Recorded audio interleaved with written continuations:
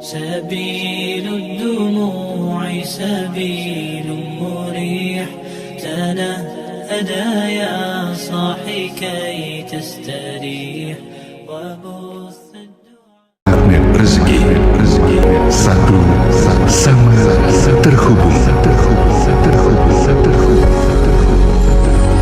Beberapa tahun ini mendakwahkan tentang satu topik yang mungkin bagi sebagian orang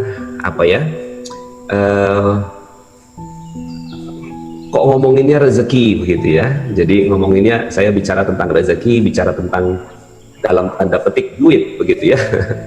Padahal kalau bicara tentang dakwah itu mestinya dakwah bagaimana kita mengajak kepada akhirat. Tapi bagi teman-teman yang akhirnya sudah mengikuti kegiatan-kegiatan Magnet Rezeki, mengetahui bahwa judul Magnet Rezeki yang saya bawakan ini sebenarnya hanyalah pintu gerbang untuk mengenal Islam lebih dalam dari sudut pandang rezeki. Karena rezeki juga nama Allah, ya, Ar-Razzaq, ya. Allah Subhanahu wa taala yang berikan rezeki, yang Maha memberi rezeki, Al-Ghani, Maha kaya, Al-Mughni, yang Maha memberikan kekayaan, ya. Jadi betapa banyak yang memahami Islam, ya, dari sudut pandang ibadah itu bagus, ya. Nah, cuma selama ini ya memahami rezeki akhirnya banyak yang antipati. Banyak juga ketika awal-awal dakwah saya ketika bicara tentang Magnet Rezeki, banyak yang mengatakan, Pak Nas kenapa bicara dunia, ya? Padahal harusnya kita bicaranya akhirat. Banyak ustadz yang mengatakan tinggalkan dunia.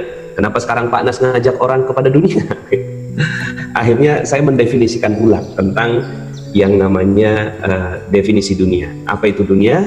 Dunia mal'una, mal'unun ma fiha.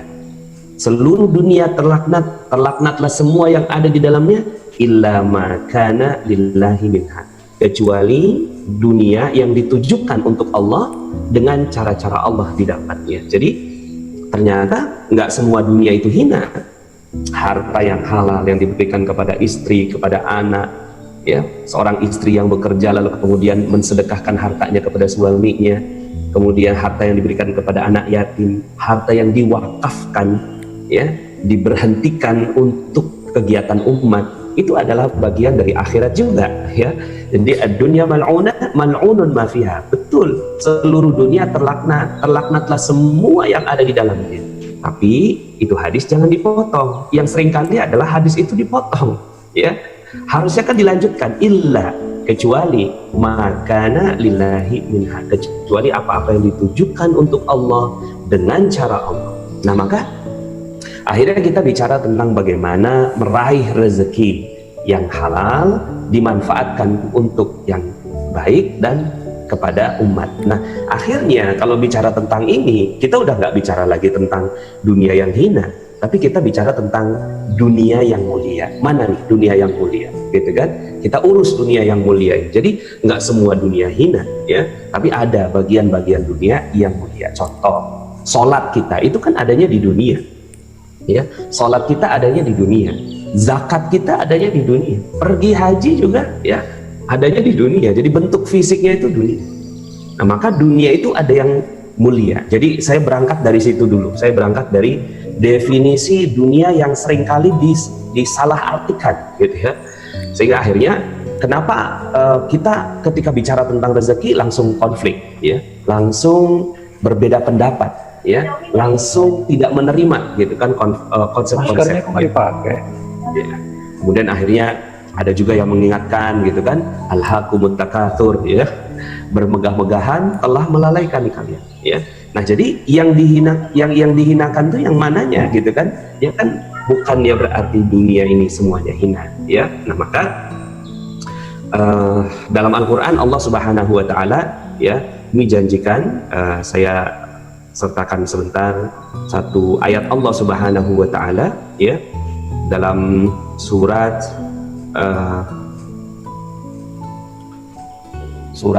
Al-Anbiya, ya, ada akad waris dari Allah Subhanahu wa taala. Jadi Allah Subhanahu wa taala sendiri yang ada akad waris dari Allah Subhanahu wa taala terhadap dunia ini, ya. Jadi akad waris Allah, ya. Walaqad katabna fi zaburi min ba'di dzikri annal arda yarithuha ibadiyas shalihun. Sesungguhnya telah kami tulis ya dalam kitab Zabur, sesudah kami tulis dalam Lauhul Mahfuz bahwasanya bumi ini dipusakai. Dipusakai artinya ya telah diwarisi ya, kepada hamba-hambanya yang saleh. Yarithuha ibadiyas salihun. Sesungguhnya Allah Subhanahu wa taala telah memberikan ya, dan ini menggunakan ya satu keterangan walaqad ya, sungguh kata Allah Subhanahu wa taala ini ya. Walaqad katabna fi zaburi min ba'di dzikri annal arda yarithuha ibadiyas salihun. Nah, ini akad waris dari Allah Subhanahu wa taala. Ibaratnya begini, kalau seandainya ya kita adalah seorang yang menjadi ahli waris dari seorang yang paling kaya di ya, ini ada satu orang kaya gitu kan di daerah itu, terus kemudian ya kita adalah ahli warisnya, mewarisi katakanlah 10 hektar begitu ya, maka 10 hektar itu milik kita gitu. 10 hektar itu adalah milik dari si ahli waris itu. Nah, Allah Subhanahu wa taala telah mewarisi ini. Yang diwarisi apa? Yang diwarisi ini adalah ya sebelum nantinya di surga ya. Diwarisinya adalah dunia ya. Ini mohon maaf ya, kamera saya nggak stabil nampaknya ya. Nah, jadi kalau sudah seperti ini mestinya kan gitu ya, mestinya Jakarta ini diwarisi sama orang-orang yang soleh ya. Jakarta ini diwarisi oleh orang yang soleh ya. Udah bukan lagi, jadi ibaratnya kalau seandainya kita ahli warisnya gitu ya, maka orang-orang yang bukan soleh itu ngontrak aja gitu ya, ngontrak sama orang yang beriman. Cuma selama ini yang ngontrak siapa? Kita yang ngontrak. Akhirnya kita terhindar ya, karena saya lahir dan besar di Jakarta ya. Yang terjadi adalah yang saya lihat betapa banyak teman-teman saya yang tadinya awalnya tinggalnya di Jakarta, terus kemudian makin lama makin minggir gitu ya, makin lama makin tidak memiliki tanah di Jakarta. Nah, kenapa akhirnya jadi yang mewarisi tanah ini adalah orang-orang yang nggak soleh? Bukan salah mereka ya, bukan salah mereka. Yang salah siapa? Yang salah kita ya. Yang salah kita. Kenapa? Karena Allah sendiri yang sudah janjikan gitu ya, Allah itu akan warisi dunia ini kepada orang yang soleh. Kalau kita nggak ngewarisi dunia, berarti kita kagak soleh. Udah gitu aja, berarti kitanya yang nggak soleh. Jadi bukan berarti Allah Subhanahu wa taala tidak tepat dalam ayat ini, cuma kitanya yang akhirnya ya mestinya kita mewarisi, tapi kok nggak mewarisi? Bukan ayat yang salah, tapi kitanya ya yang tidak melaksanakan ayat Allah Subhanahu wa taala. Ayat yang lainnya dalam Al-Qur'an dalam surat 24 ayat 55. A'udzubillahi minasyaitonir rajim. Wa'adallahu alladhina amanu minkum wa 'amilus salihati la yastakhlifannahum fil ard kama istakhlafa alladhina min qablihim wa la yumakkinanna lahum dinahum alladhi irtada lahum wa la yubaddilannahum min ba'di khawfihim amna ya'budunani la yusyrikuna bi syai'a. Dan Allah telah berjanji kepada orang-orang yang beriman di antara kamu dan mengerjakan amal-amal yang soleh, bahwa Dia sungguh-sungguh akan menjadikan mereka berkuasa di muka bumi. Jadi janjinya Allah kepada orang yang beriman dan beramal soleh akan dijadikan berkuasa, gitu kan? Sebagaimana berkuasanya Nabi Sulaiman, sebagaimana berkuasanya jangan jauh-jauh Nabi Sulaiman lah, Umar bin Khattab radhiyallahu anhu, sebagaimana berkuasanya ya Khulafaur Rasyidin ya. Nah, jadi sebagaimana Dia telah menjadikan orang-orang yang sebelum mereka berkuasa, dan sungguh Dia akan meneguhkan bagi mereka agama yang telah diridhoinya untuk mereka, dan Dia benar-benar akan menukar keadaan mereka sesudah mereka berada dalam ketakutan menjadi aman sentosa. Nah, sekarang ini yang ketakutan siapa? Yang ketakutan umat Islam, yang aman sentosa mereka gitu kan ya, orang-orang barat ya, yang kemudian sekarang ini juga ada peradaban Tiongkok gitu ya, yang kemudian akhirnya kita merasa bahwa mereka, kenapa mereka Allah berikan harta lebih banyak kepada mereka. Nah, dari dalam logika magnet rezeki, kita tidak lagi menyalahkan ya, kita tidak lagi menyalahkan orang lain ya. Salahnya ada di mana? Ya salahnya kita udah nggak usah menyalahkan siapapun, yang kita salahkan diri kita. Janji Allah udah jelas, tapi kitanya karena kita tidak lagi beriman ya dengan apa yang Allah Subhanahu wa Ta'ala tetapkan bagi kita. Mungkin standar keimanannya yang perlu kita naikkan. Oke lah, kita sudah beriman kepada Allah. Nah, tinggal kita bagaimana meningkatkan standar keimanan itu. Nah, di magnet rezeki, hal yang saya ingatkan gitu ya kepada teman-teman semuanya, bahwa yakin bahwa manusia itu adalah makhluk yang ajaib. Gimana nggak ajaib gitu ya? Tinggalnya di sorga gitu kan? Asalnya kita kan di sorga, ya. Asalnya kita di sorga. Meyakini bahwa manusia adalah makhluk yang ajaib karena tinggalnya di sorga, asalnya dari sorga, kampungnya di sorga.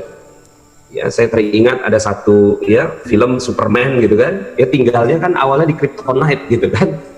Itu aja yang asalnya dari Kryptonite gitu kan menjadi manusia super. Nah, bagaimana kita yang tinggalnya awalnya di sorga? Nah, Allah Subhanahu wa Ta'ala ya mengajak kita untuk yakin gitu, ya, yakin bahwa kita ini makhluk yang ajaib. Apa yang diminta ya dimudahkan oleh Allah Subhanahu wa Ta'ala. Nah, sekarang kan cuma gini, banyak orang yang nggak percaya gitu bahwa hidup tuh bisa ajaib gitu. Jadi kalau saya sampaikan dalam banyak materi saya gitu kan, bahwa hidup tuh ada dua ya. Yang pertama, hidup yang logika. Logika itu penuh perhitungan. Mau beli mobil, contoh nih, beli mobil. Bagaimana caranya beli mobil? Ya, kalau pakai cara logika adalah kumpulin duit, kerja dulu, kumpulin duit, datang ke leasing, kemudian cicil selama 5 tahun. Untuk dapetin mobil, gitu, itu perlu waktu sekitar 7 tahun. Gitu. Tapi ada cara yang kedua. Ada cara yang kedua. Cara yang kedua bagaimana? Cara yang kedua adalah mendapatkannya dengan ajaib. Gitu. Yang satu logika, yang satu ajaib. Nah, sekarang pertanyaannya, kita mau yang mana nih? Gitu. Mau yang cara biasa, logika, atau mau cara yang ajaib? Di magnet rezeki, ya, ada satu kisah tentang seorang namanya Mbak Ika, kan? Mbak Ika ini, gitu kan, dia pengen banget punya mobil, gitu. Dalam waktu 1 bulan, dalam waktu 1 bulan dia dapatkan mobil secara gratis, gitu. Dalam waktu 1 bulan. Dia pengen buktikan nih, gitu kan, bener nggak nih ilmu magnet rezeki, gitu ya. Kemudian ada beberapa teori yang saya sampaikan pada kesempatan itu, lalu kemudian ya dia dapat mobil dalam waktu 1 bulan secara gratis, gitu. Jadi secara gratis dia dapatkan mobil ini. Ceritanya gimana? Ceritanya pokoknya dia yakin dengan keajaiban Allah Subhanahu wa Ta'ala, lalu kemudian dia minta kepada Allah. Sebulan kemudian suaminya pulang bawa mobil ini, ya. Terus kemudian bilang, "Mah, aku dapat mobil nih," gitu kan, dari bos, gitu. Jadi si suaminya namanya Pak Gombar, ini namanya Mbak Ika. Pak Gombar ini supir, driver dari seorang bos dari Taiwan. Jadi dari Taiwan tapi punya pabrik di Cikarang begitu ya. Terus kemudian ya ternyata si bos ini mau ganti mobil. Ngomong aja sama Gombar, "Mas Gombar, itu mobil gitu kan, kamu bawa deh gitu kan. Saya mau ganti yang baru," gitu. Udah gitu aja ya. Nah, ini kan secara ajaib di 1 bulan gitu. 1 bulan dapatkan keajaiban ya. Ada lagi misalnya Bu Dwi gitu kan, dari Surabaya, Dwi Purhayati. Dia pengen banget pergi haji. Ya. Kalau pakai logika, pergi haji itu ya dia daftar itu 24-25 tahun di Surabaya. Gitu. Kemudian dia nanya, ada nggak yang lebih cepat? Ya, kalau yang lebih cepat lebih mahal, Bu, harganya sekian gitu kan. Ini ada yang 7 tahun nih, ONH plus. Ini ada yang 1 tahun nih, ONH plus gitu kan. Nah, si ibu ini, Bu Dwi Purhayat, dia bilang gini, "Saya mah nggak mungkin," gitu. Nah, kita pernah nggak tuh ada keadaan di mana kita bilang, "Saya mah nggak mungkin," gitu. Persis Bu Dwi ini juga gitu, "Saya mah nggak mungkin." Tapi kemudian dia ikut ya acara kita pada saat itu, ikut magnet rezeki, coba dia praktekkan sama dia gitu kan. Ternyata subhanallah dalam waktu 1 tahun ya, dia pergi haji ya dengan ajaib dalam waktu 1 tahun, bukan hanya sendiri tapi berdua dengan suami. Nah, maka ya ini yang saya ingin katakan, bahwa kita yakin bahwa kita ini adalah makhluk ajaib yang kalau Allah Subhanahu wa Ta'ala inginkan ya, ada jalan selain jalan logika yang biasa selama ini kita sudah imani, ada cara lain gitu, yaitu cara ajaib. Nah, sekarang saya mau tanya gitu kan kepada peserta yang ada di sini gitu kan, ada nggak sih sebenarnya keajaiban gitu kan? Yakin nggak kita bahwa keajaiban itu ada gitu? Karena banyak orang yang udah nggak percaya, ya udahlah Pak Nas gitu kan, hidup ya kayak gini aja gitu Pak Nas gitu kan. Yakinlah kita ada keajaiban. Ya, keajaiban itu ada bagi mereka yang percaya. Jadi kalau kita percaya, gitu ya, ada keajaiban, maka ya, insya Allah jalan itu ada. Sekarang kan tinggal nanti ya, banyak yang mau shortcut nih gitu kan. Caranya bagaimana Pak Anas kan begitu. Nah nanti saya akan kasih tahu bagaimana caranya. Tapi yakin dulu, karena banyak yang orang yang udah nggak percaya. Dan ini adalah satu apa ya, ujian pertamanya ngaji magnet rezeki gitu. Ujian pertamanya percaya apa enggak ya. Kalau percaya itu yakin banget gitu kan, yakin Pak Anas gitu. Nah sekarang saya mau tanya dulu gitu kan, untuk apa kisah-kisah ajaib di dalam Al-Quran? Nabi Musa dikisahkan oleh Allah Subhanahu wa Ta'ala belah lautan. Nabi Ibrahim diceburkan ke api, apinya jadi dingin. Ya, Nabi Muhammad SAW mengeluarkan ya air dari jari jemarinya. Kemudian Nabi Isa alaihissalam ngambil tanah liat, diterbangkan jadi burung. Sekarang pertanyaan saya, untuk apa semua kisah-kisah ajaib itu diceritakan kepada kita? Ya. Nah, ada yang jawab, ya, untuk nambah keimanan Pak Nas. Iya, setelah itu apa? Untuk meyakini bahwa Allah Maha Kuasa Pak Nas. Oke, setelah itu apa? Untuk jadi bukti ya kenabian bahwa dia adalah nabi yang betul Pak Nas. Oke, setelah itu apa? Maksud sebenarnya diceritakannya kisah-kisah ajaib di dalam Al-Quran. Ya, jawabannya adalah untuk dipraktekkan. Sama seperti saya, ketika saya bikin buku, ya, ini saya bikin buku Rahasia Magnet Rezeki. Ketika saya terbitkan buku itu, orang yang baca tujuannya untuk apa sih? Ya, tujuannya untuk ya dipraktekkan. Itu saya manusia. Ya.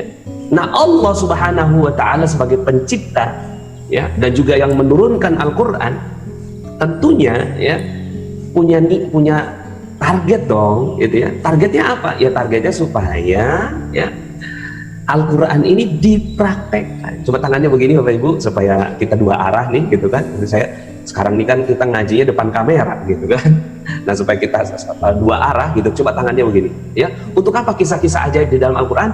Dipraktekkan ya. Coba tangannya saya mau lihat ya. Untuk apa kisah-kisah ajaib di dalam Al-Quran? Dipraktekkan. Yes, betul ya. Wah seneng sih ya, saya ngelihat di layarnya banyak yang tangannya gerak semuanya. Oke gitu kan. Sekali lagi, untuk apa kisah-kisah ajaib di dalam Al-Quran? Dipraktekkan. Oke, terima kasih Bapak Ibu. Nah sekarang ya, coba sekarang saya tantang sama Bapak Ibu semua. Oke ya, coba sekarang Bapak Ibu belah lautan. Ya, bisa? Coba praktekkan belah lautan. Coba praktekkan masuk ke dalam api gitu, ya, ke dalam kobaran api. Coba praktekkan ambil tanah liat gitu kan, kemudian terbangkan. Ketawa kan kita? Ya, saya nggak sampai kayak gitu Pak Nas. Nah ini dia kepercayaan kita. Ya, akhirnya kita stuck gitu. Kita benar, oke, mau dipraktekkan, tapi gimana cara prakteknya gitu kan? Nah sebelum itu saya mau tanya dulu, ibu-ibu yang ada di sini nih, saya mau tanya gitu kan, untuk apa ya? Untuk apa buku resep masakan? Ya, untuk apa buku resep masakan? Ya, dipraktekkan? Bukan. Untuk apa buku resep masakan? Dipraktekkan? Bukan. Buku resep masakan itu untuk dinyanyikan. Begini caranya.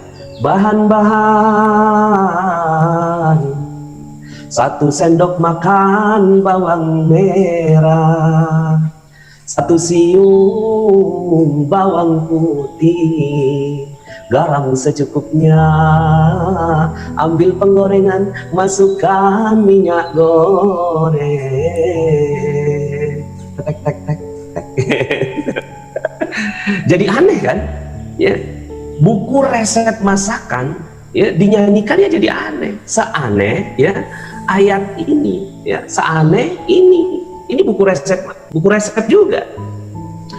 Kullama dakhala 'alaiha Zakaria al-mihrab wajada 'indaha rizqa qala ya Maryam anna laki hadha qalat huwa min 'indillah innallaha yarzuqu man yasha'u bighairi hisab. Setiap Zakaria masuk menemui Maryam di mihrabnya, selalu didapati makanan di sisinya. Padahal Maryam nggak beli, nggak masak, nggak belanja, nggak pesan GoFood. Zakaria heran dan bertanya, Maryam, dapat dari mana nih makanan? Aku nggak ngeliat kamu kerja, aku nggak ngeliat kamu masak, aku nggak ngeliat kamu belanja, kok bisa masak dengan ajaib?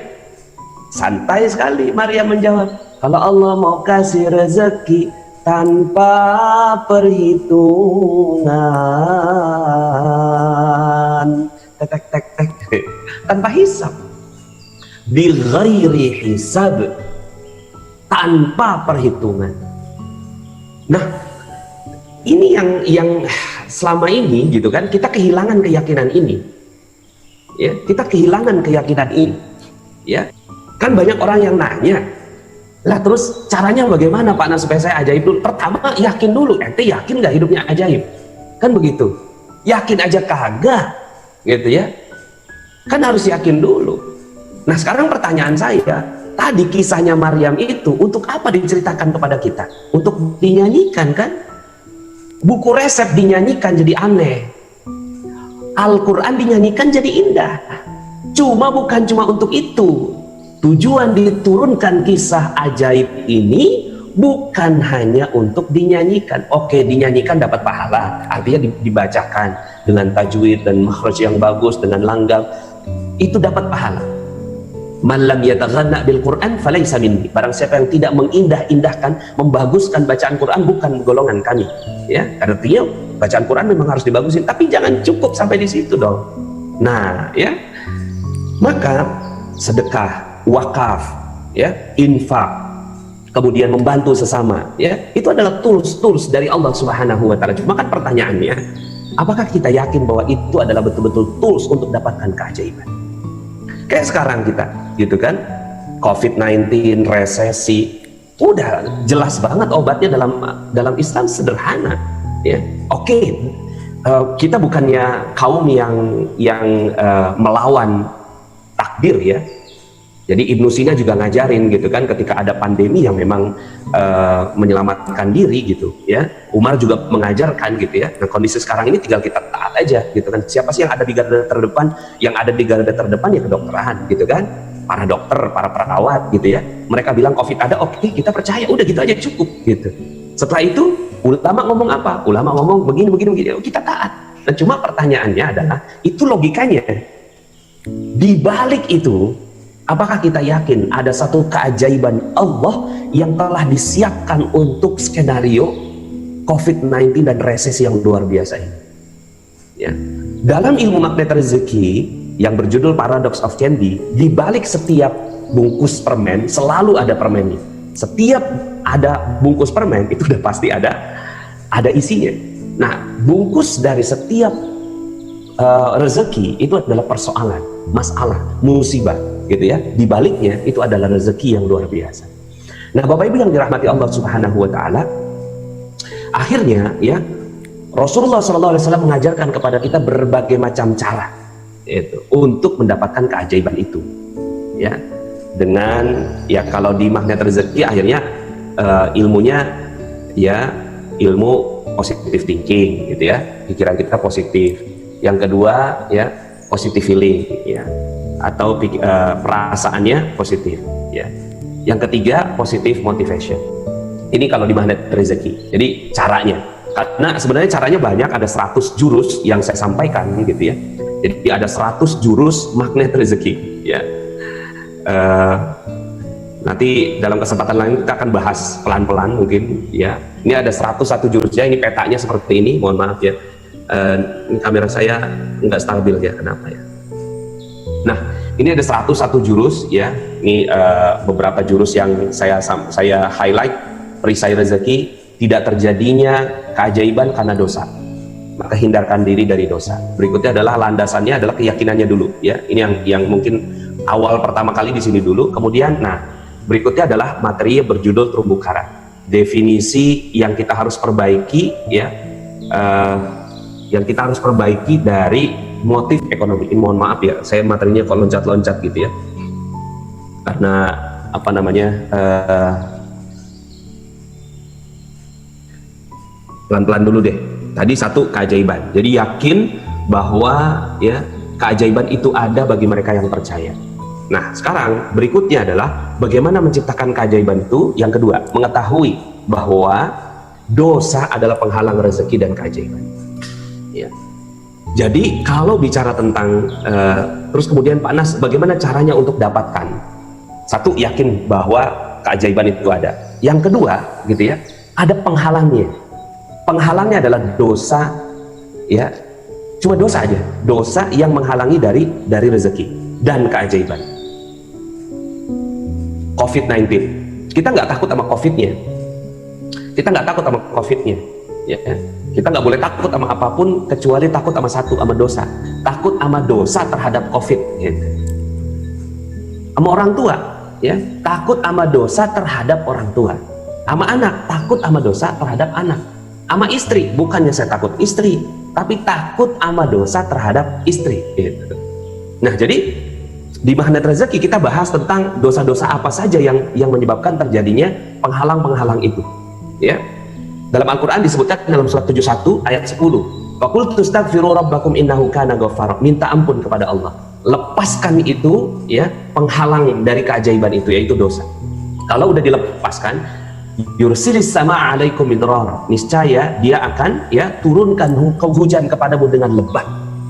Hujan di sini yang dimaksud apa? Ayat berikutnya, wa yumditkum bi amwal, akan dibanyakkan harta demi harta demi harta demi harta, wa banin, anak-anak, ya, wa yaj'al lakum jannatin, akan ditambahkan kepada kalian kebun-kebun, wa yaj'al lakum anhara, dan juga diberikan kepadanya sungai-sungai, ya. Malakum la tarjuna lillahi waqara, kenapa kamu tidak percaya kepada kebesaran Allah? Nah, ayat ini menggambarkan tentang, ya, logika dasarnya kalau kita manusia ajaib, ya, tapi dia menjadi tidak ajaib karena dilingkupi oleh dosa. Manusia awalnya ajaib, sama dengan handphone awalnya ajaib, tapi kalau dia dilingkupi dengan, gitu ya, penghalang-penghalangnya, handphone ini jadi nggak ajaib, ya. Kalau dia dilingkupi oleh penghalang-penghalangnya, maka si handphone ini nggak jadi ajaib. Begitu juga manusia awalnya ajaib, tapi dia dilingkupi dengan hal-hal yang nggak ajaib. Apa yang terjadi? Yang terjadi akhirnya dia nggak ajaib. Nah, maka, ya, ini yang selalu saya ingatkan dalam materi Magnet Rezeki, ketika kau berhati-hati dari dosa, maka kau akan rasakan surga. Alhamdulillah, ini bisa. Ketika kau berhati-hati dari dosa, maka kau akan rasakan surga sebelum surga yang sebenarnya, ya. Ketika berhati-hati dari dosa, ya, ini materi berjudul perisai rezeki yang di saya. Sehingga akhirnya orang yang nggak kenal Allah, kalau mau uang banyak, dia polanya apa? Polanya kerja, ya. Dan ini semua buku motivasi dari Barat nggak ada bedanya. Mau uang banyak, kerja. Seperti Mbak Ika tadi, ya, selama ini dia kerja, mau beli mobil nggak bisa, akhirnya dia jadi workaholic. Tapi, ya, orang yang kenal Allah, mau uang banyak, dia minta ampun, taubaholic. Saya sebutnya dengan taubaholic. Taubat, dia seneng banget kalau ada sarana dia untuk bertaubat. Saat Allah janjikan, gitu kan, kalau berpuasa diampunkan dosa, dikejar sama dia. Sedekah, nah di sini perannya sedekah dan wakaf. Sedekah dan wakaf, ya, itu adalah untuk menghilangkan karat-karat dosa yang ada dalam diri seorang mukmin. Karena ada rasa ketakutan, kalau saya sedekah, kira-kira nanti bakal dapat apa enggak, gitu. Akhirnya juga sedekah dijadikan transaksi. Transaksinya apa? Transaksinya adalah kata Al-Quran, ya, kalau saya sedekah 1 akan dikasih 700. Akhirnya dia bertransaksi sebagaimana dia juga bertransaksi dengan, ya, dalam dunia kerjanya. Padahal nggak begitu logikanya. Logikanya adalah minta ampun kepada Allah Subhanahu wa Ta'ala, nanti Allah akan berikan keajaiban demi keajaiban. Walaupun, ya, mungkin awalnya begini, ya, awalnya ya udah, sekarang, ya, tahapannya tuh tahapan, ya, kalau dalam materi Magnet Rezeki itu ada rizki ada 2, rizkul asghar dan rizkul akbar. Rizki kecil yang ada di dunia dan rezeki yang besar yang ada di akhirat. Kita kalau ngajak orang langsung ikhlas belum tentu juga bisa ikhlas, tapi kalau ngajarin, gitu ya, pelan-pelan ngajarinnya, gitu ya. Nah, ketika bersedekah, paksain aja bersedekah. Ketika kita memaksakan diri untuk bersedekah, nanti Allah Subhanahu wa Ta'ala akan berikan rasa ikhlas pada diri kita. Nah, cuma di sini kita lihat di sini peluangnya apa. Ketika bersedekah Allah kasih peluang gitu ya, peluang ya digugurkan dosa. Dalam sedekah Allah Subhanahu wa taala ya akan ganti gitu ya dengan yang lebih baik. Dengan bersedekah Allah akan hindarkan dari bala. Dengan bersedekah ya Allah Subhanahu wa taala akan tumbuh suburkan rezeki ya. Apalagi bicara tentang wakaf gitu ya. Wakaf ini adalah dengan menghentikan satu harta untuk dijadikan sebagai manfaat buat ya orang yang mendapatkan manfaatnya. Bisa jadi orang yang hidup setelah kita ya, bisa jadi juga fakir miskin, anak yatim, pesantren dan seterusnya. Nah nanti itu ya kajian-kajian lebih dalam tentang itu ya, itu pasti ada di Wakaf Institute. Saya bagiannya adalah bagian memberikan keyakinan kepada kita. Kalau mau dapat rezeki ya, maka hilangkan diri dulu dari dosa. Salah satu bentuk menghilangkan dari dosa adalah sedekah dan wakaf. Nah maka hasilnya ya akan seperti ini gitu ya, hasilnya akan seperti ini. Data ekonomi umat, kekayaan Umar bin Khattab radhiyallahu an itu akhirnya mewariskan 70.000 properti ladang pertanian. Ini saya dapatkan dalam buku Fikih Ekonomi Umar. Itu satu ladang pertaniannya harga 160 juta, totalnya 11,2 triliun. Cash flow per bulan dari propertinya ya itu 233 miliar per bulan. Ini penghasilannya Umar bin Khattab radhiyallahu an dari ladang pertaniannya, 233 miliar per bulan. Kalaupun saya salah hitung atau nggak tepat dalam menghitung, 50 miliar per bulan nah pasti dapat gitu dengan 70.000 ladang ini gitu ya. Dan itu subhanallah ya, Umar bin Khattab radhiyallahu an ya tidak menguasai seluruhnya ya, karena sebagiannya diwakafkan ya. Pernah satu ketika Umar bin Khattab radhiyallahu an ketinggalan sholat asar pada saat sibuk di ladang pertaniannya ya. Kemudian tiba-tiba teringat kalau udah sholat asar, dia lari ke masjid. Pada saat ke masjid ya itu ya orang-orang sudah selesai sholat berjamaah. Ya Allah, udah kangen kita dengan sholat berjamaah gitu kan, sholat berjamaah yang safnya tuh rapat gitu ya.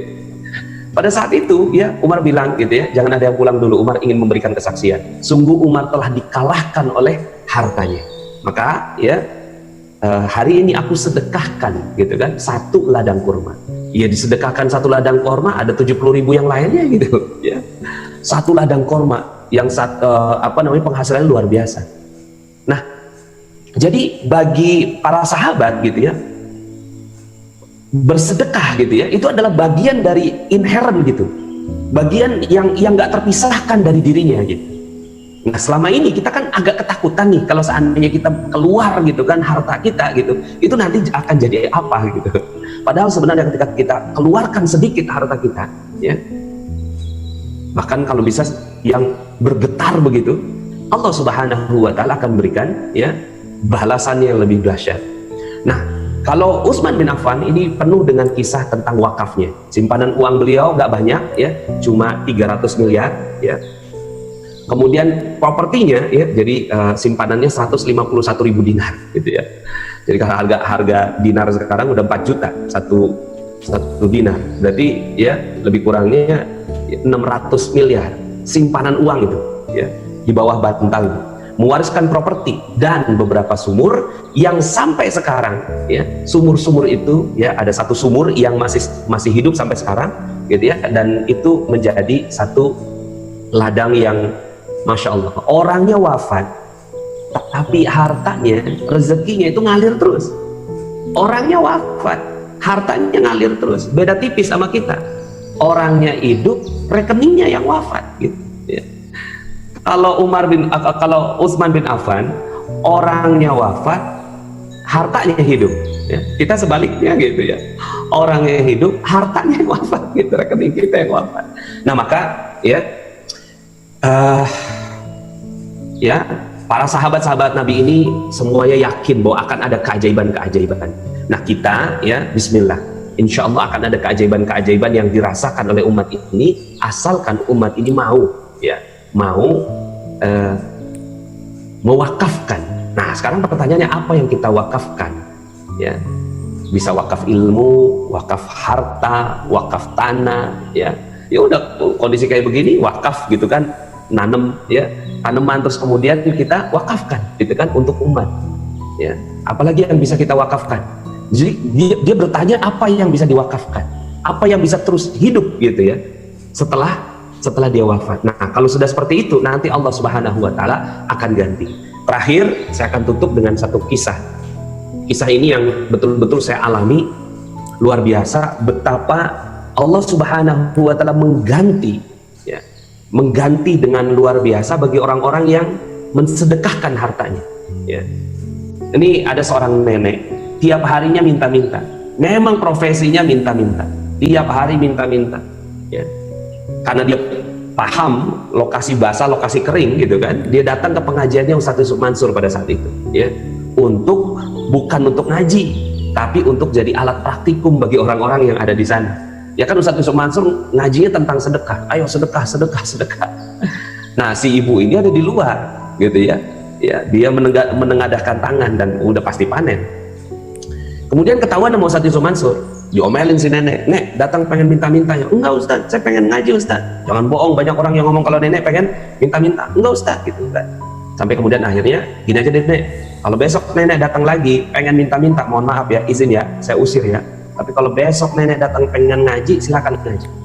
Besoknya si nenek datang lagi, cuma udah berubah niat, ngaji dia. Akhirnya ngaji. Suatu hari ada Ustadz Yusuf Mansur, ada tuh si nenek, ada saya. Ini si nenek ngoceh depan Ustadz Yusuf Mansur. Wow. Nggak tahu orang yang diocehin orang sibuk. Kata Ustadz Yusuf Mansur, "Dan Nek, nggak usah banyak ngomong. Ini gue mau kasih duit." Kaget si nenek. Tadinya dilarang gitu kan, ini malah mau dikasih duit. Ya, si nenek ngoceh kan, wow. Udah Nek, nggak usah banyak ngomong. Ini gue mau kasih duit 250.000, tapi bukan buat nenek semua. 190.000 bagiin orang lain sebagai sedekah, 60.000 buat nenek sebagai ongkos bagikan sedekah. Paham? Gemeteran si nenek. Nggak paham Ustaz. Akhirnya ngomong ke saya tuh Ustadz Yusuf Mansur, "Nas, terusin Nas, gue banyak urusan." Akhirnya saya ngomong lah sama si nenek, dalam hati saya ya, kalau urusan ngejelasin sama nenek mah gampang lah ya, cuma kan harus pelan-pelan. Saya ngomong lah pelan-pelan, "Nek, Ustadz Yusuf Mansur mau ngasih duit 250.000, betul kan Ustadz? Saya cari Ustadznya, loh kok nggak ada ya." Waduh, saya baru kepikiran tuh gitu kan, oh maksudnya itu saya baru paham gitu kan. Terusin Nas, bukan terusin jelasin, terusin sampai kasih duitnya juga. Itu yang saya nggak paham pada saat awalnya. Akhirnya keluarlah dompet saya, ada duit 300.000. Saya keluarin tuh duit ya, "Nih buat nenek 300.000, tapi bukan buat nenek semua. 240.000 bagiin ke orang lain sebagai sedekah, 60.000 buat nenek sebagai ongkos bagiin sedekah." Paham Ustadz. Cepet banget pahamnya. Karena gitu kan, ada duitnya jelas gitu loh. Jadi kalau yang Ustadz Yusuf Mansur kan nggak jelas gitu kan, abstrak bagi dia gitu kan. Ya, ini jelas nih 300.000 ya. "Paham Nek?" "Paham Ustaz." 2 minggu kemudian saya ketemu si nenek itu lagi. Ya kan pengajiannya waktu itu di TPI ya. TPI ganti ke apa ya? TPI. Dulu namanya TPI lah. Televisi Pendidikan Indonesia. Sekarang namanya apa ya? MNC. Jadi nggak ingat. Oh iya MNC. Oh iya MNC TV. Dulu TPI itu. Ya. Saya ngaji di situ 2 minggu, setiap kan Selasa Rabu tuh ngaji. 2 minggu kemudian saya ketemu si nenek ini lagi. Wah, dia langsung ngambil tangan saya gitu kan, ngejauh dari kerumunan. Ustadz saya mau cerita Ustadz, sambil nangis. "Subhanallah Ustadz, alhamdulillah Ustadz, itu duit udah saya tukerin duit kecil Ustadz, 1.000, 2.000, 5.000 itu, tapi karena komunitas teman saya peminta-minta semua Ustadz, itu habis 240.000, masih ada orang yang datang Ustadz, 3 orang. Nek, kita belum kebagian ya." Aduh, saya udah saya kantongin gitu kan ya. "Jangan bohong dong Nek," gitu kan, udah habis, "jangan bohong dong Nek," gitu kan. Karena didesak, keluarlah bagian dia ya. Dari 60.000 itu diambil 10.000, "Ini buat ya kalian, udah habis ya, jangan minta lagi ya," gitu. Pagi harinya dia melakukan seperti itu, malam harinya lewat depan sebuah rumah namanya Ibu Haja Maryam ya. Ibu Haja Maryam ini ya, saya ingat betul tuh namanya Ibu Haja Maryam. Dipanggil si nenek, "Nek, sini Nek, ada apa Bu Haji?" Nggak tahu nih, beberapa bulan ini, lihat kalimatnya, beberapa bulan ini saya terus keingetan nenek. Alhamdulillah tadi pagi saya sudah daftarkan nenek pergi umroh. Nangis si nenek, subhanallah, 10.000 pergi umroh, 10.000 pergi umroh, Masya Allah. Nah, ini adalah bagian dari keajaiban-keajaiban yang Allah berikan kepada kita. Sebenarnya gini, ini cerita ini saya udah pernah ceritakan di YouTube, juga di beberapa audio juga saya udah pernah ceritakan. Tapi ada yang belum saya ceritain nih, khusus di acara malam ini, gitu kan? Itu duit 300.000, ajaib juga. Sebelum saya ngaji subuh tuh, saya berangkatnya kan pengajian di TPI itu subuh, Taman Mini, dari saya setengah jam, ya jam-jam setengah 4 gitu, saya minta izin sama istri saya, Mi, aku mau pergi ya, gitu kan. Abid ada duit nggak? Nggak ada, gitu kan. Ya udah ini, jadi 300.000 itu dari istri saya. 300.000 itu sama istri dimasukin ke dompet. Ya. Nah, pagi itu saya udah kasihkan 300.000 sama si nenek, gitu kan, dan itu habis semua 300.000-nya. Istri saya kuliah S2, ya, kuliah S2, tapi dia nggak perhatikan untuk daftar ulang. Nah, pada saat itu, gitu kan, hari itu dia udah nggak diterima lagi daftar ulangnya. Udah minta sama dosen, sama dekan, gitu kan, udah nggak bisa, ini udah sistem, gitu. Udah sistem, kamu udah nggak bisa submit, gitu kan. Waktu itu submit apa gitu ya. Akhirnya harus tambah 1 semester lagi, gitu. Sementara kondisi ekonomi kami nggak bagus, lagi nggak bagus pada saat itu. Harus nambah 1 semester lagi, berarti ya ngurangin duit. 300.000 dikasih sama istri saya. Siangnya saya paginya ngasih ke si nenek, siangnya istri saya ke kampus. Secara ajaib sistemnya down, sistem internetnya down, gitu kan. Dan ternyata istri saya masih punya waktu, gitu kan, untuk mendaftar secara manual. Masya Allah tuh, ya, betapa Allah Subhanahu wa Ta'ala, ya, ini yang belum saya ceritain tuh. Ternyata 300.000 itu sedekah istri saya juga. Jadi istri saya sedekah, saya sedekah, Ustadz Yusuf Mansur sedekah, si nenek sedekah. Masya Allah, gitu kan, berkahnya uang 300.000 tuh, ya. Nah, maka Bismillah, ada keajaiban di balik sedekah, ada keajaiban di balik wakaf. Maka dengan wakaf institut ini mudah-mudahan kita menjadi yakin, ya, ya apa sih yang kita mau bawa, gitu ya, kecuali amalan-amalan kita. Nah, wakaf ini amalan yang terus hidup. Mungkin kalau kita beramal sholat sekali, dan itu sholat kita lakukan sendiri, gitu ya. Tapi ketika kita wakaf Quran misalnya, kita wakaf Quran, dan Quran ini dibaca oleh, ya, santri hafiz Quran, ya, maka sepanjang si santri ini membaca Quran, kita terus dapat pahalanya. Masya Allah, kita terus dapat keajaibannya. Sepanjang si anak ini jadi imam, maka kita terus dapat pahalanya. Sepanjang anak ini membaca Quran, kita terus dapat pahalanya, ya. Dan sepanjang anak ini ngajarin, ya, murid-murid lagi, santri-santri lagi, sepanjang santri-santri itu membaca Al-Quran, kita dapat lagi.